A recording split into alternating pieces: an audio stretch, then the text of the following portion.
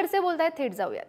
आहेत आणि मला असं वाटतं आता सगळ्यांना ह्या निर्णयाची उत्सुकता आहेच आणि शेवटी मतदारांना आजची परिस्थिती बघता भारतीय जनता पार्टीकडे त्यांचा कौल आहे का महाविकास आघाडीकडे कौल आहे हे मतदारच ठरवतील. म्हणजे त्या महाविकास आघाडीत येण्यासाठी इच्छुक आहे असं वाटतं. कोण? लक्षा खडसे त्यांची उमेदवारी जाहीर झाली, आता महाविकास आघाडीत काय करतील? नाही तरी जाहीर झाली असली तरी पण अनेक वेळा निर्णय बदलतो किंवा तुमच्याकडे भेटीसाठी काय होऊ शकतं आणि काय नाही होऊ शकत हे मी भविष्य नाही सांगू शकणार ना.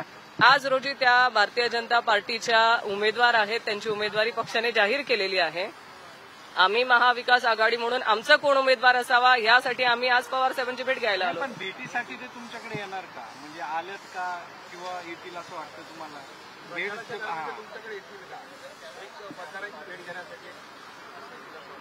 त्याचं उत्तर त्या देऊ शकतील. त्या येतील की नाही हे मी कसं सांगणार? जाहीर आल्यानंतर तुमची भेट बैठका होत आहेत. अजित पवार असतील, एकनाथ शिंदे, त्याचबरोबर देवेंद्र फडणवीसांना सातत्याने दिल्लीमध्ये जावं लागतंय. महायुतीमध्ये ताळमेळ नाही, जागा वाटपासाठी सुद्धा दिल्लीत जावं लागतं किंवा चर्चा करायला दिल्लीत जावं लागतं. जे चित्र दिसतंय आज महाराष्ट्राला ते तसंच आहे की त्यांच्याकडे महायुतीमध्ये प्रचंड अशी तारांबळ उडताना दिसतंय. प्रत्येक जागेसाठी त्यांना सारखं दिल्ली जावं लागतंय. म्हणजे इथल्या नेतृत्वाकडे पण ते अधिकार ठेवलेले नाहीयेत असंच दिसतंय आणि प्रत्येक छोट्या छोट्या गोष्टीसाठी प्रत्येक नेता आज दिल्ली गाठतोय अशीच परिस्थिती आज महाराष्ट्रात बघायला मिळते. बारामतीमध्ये काय चित्र असणार आहे? कारण की तिथं सुद्धा मोठी लढत आहे. अजित पवारांच्या पत्नी सुमित्रा पवार त्या ठिकाणी उमेदवार असणार आहेत. महायुतीकडून मोठी ताकद आहे त्या ठिकाणी लावली जाते. सुप्रियाताईंसाठी कशा पद्धतीचा हा विजय असणार आहे आणि एकूणच तुमच्यासाठी? गेले अनेक वर्ष आदरणीय पवार साहेबांनी बारामतीमध्ये काम केलेलं आहे. आज बारामतीमधील जे काही सगळी लोक आहेत ती आदरणीय शरदचंद्रजी पवार साहेबांच्या नेतृत्वावरती विश्वास ठेवून आदरणीय सुप्रियाताई सुळे देखील तिकडे निवडून आलेल्या आहेत आणि फक्त निवडून नाही तर त्यांनी त्यांच्या कर्तृत्वाने हे सिद्ध केलेत की त्या संसद रत्न पुरस्काराच्या देखील मानकरी ठरल्यात. आणि आम्हाला अभिमान आहे की एक महिला नेतृत्व ज्या संपूर्ण भारतामध्ये त्यांनी नाव मिळवलंय, त्यांच्या कर्तृत्वाने मिळवलंय आणि आज देखील त्या ज्या धडाडीने तळागाळापर्यंत लोकांच्या संपर्कात आहेत त्या संपर्काचा त्यांना नक्की फायदा होणार आहे. आणि आमचा महाविकास आघाडीच्या उमेदवार म्हणून आदरणीय सुप्रियाताई सुळे या प्रचंड मतांनी निवडून येतील आम्हाला प्रत्येकाला विश्वास आहे. भाजपनं सुनेत्रा पवारांना उमेदवारी द्यायचं असं ठरवलं असं दिसतंय.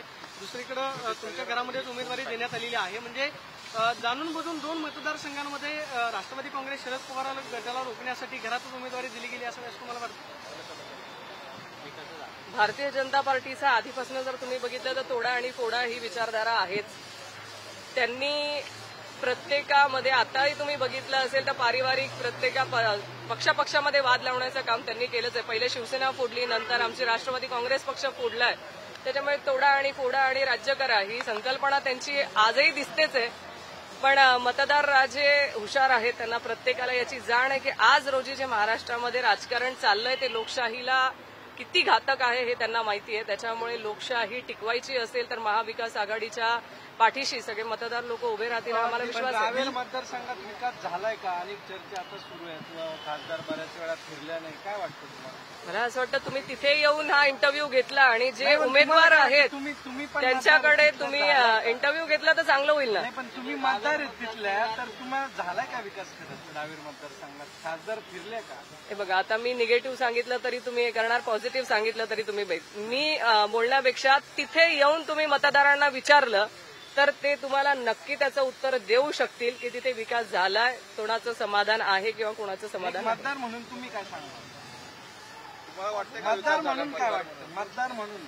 मतदार म्हणून मला काय करायचंय ते मी मतपेटीतून आमचं दिसेलच की. झालाय की नाही झालाय मी सांगते ना, पण मी तुम्हाला सांगणार आहे. तुम्ही माझ्या मतदारसंघात या, मग मी तुम्हाला तिथे प्रॅक्टिकली दाखवेल जे काय बोलायचं. माझ्या मतदारसंघात आल्यावर नक्की सांगेल. त्याच्यासाठी तुम्हाला तिकडे यायचंय. मी तुम्हाला सगळ्यांना विनंती करते माझ्या मतदारसंघात तिकडे या आणि विकास झालाय की नाही झालाय हा तुम्ही नक्की बघायला या. एकनाथ खडसे कधीपासून सभांना सुरुवात करतील? त्या मतदारसंघामध्ये महाविकास आघाडीचे उमेदवार निवडून येईल यासाठी एकनाथ खडसेंचे कसे प्रयत्न करायचा? आम्ही पक्षाच्या बाजूने आहोतच आणि पक्षाच्यासाठी आम्ही आतापासूनही कामाला लागलेलो आहोत. मतदारसंघामध्ये असेल सगळीकडे बैठका झालेल्या आहेत. आमच्या बूथ रचनेच्या संदर्भातल्या बैठका झालेल्या आहेत. आमचे जिल्हा परिषद निहाही आमचे मेळावे झालेले आहेत. त्याच्यामुळे मतदार राजांच्या संपर्कात आम्ही आहेच आणि आम्ही लोक अशी आहोत किंवा आदरणीय नाथाभाऊंचा कार्यकाळ जर तुम्ही बघितला असेल तर फक्त निवडणुकीपुरतं आम्ही संपर्कात नसतो, तर आम्ही कायम स्वरूपी प्रत्येक मतदारांच्या संपर्कात असतो. आम्ही फोनवर संपर्कात असतो, वैयक्तिक त्यांच्या संपर्कात असतो. ही आमची खडसे परिवाराची प्रत्येकाला असेल ही आहेच की आम्ही संपर्कात आहे. सभा घेतील उमेदवारांशी हो, घेणार ना. वंचितचा किती फटका आता तुम्हाला बघा आणि ते बाहेर पडण्याच्या तयारीत आहेत. तुमचे काही असं म्हणता येणार नाही की ते बाहेर पडण्याच्या तयारीत आहे. जोपर्यंत कोणी जाहीर करत नाही त्यावरती मलाही जाहीर स्टेटमेंट करणं चुकीचं राहील. दिल्लीमध्ये जी बैठक झाली त्या बैठकीमध्ये राज ठाकरेंकडे शिवसेनेचं नेतृत्व द्यावं अशी अप्रत्यक्षरित्या माहिती मिळते की शिवसेना जी आहे ती राज ठाकरेंकडे येणार अशा पद्धतीच्या चर्चा सुरू झालेत. महायुतीतल्याच नेत्यांवरती दबाव आहे किंवा ज्या पद्धतीच्या चर्चा सुरू आहेत त्याबद्दल काय वाटतं? मला माहिती नाही की ते काय असे येणार आहेत का त्यांच्याकडे नेतृत्व द्यावं अशी काही चर्चा आहे. मग एकनाथ शिंदे साहेबांचं काय होईल आपण विचार करायला लागेल. धन्यवाद.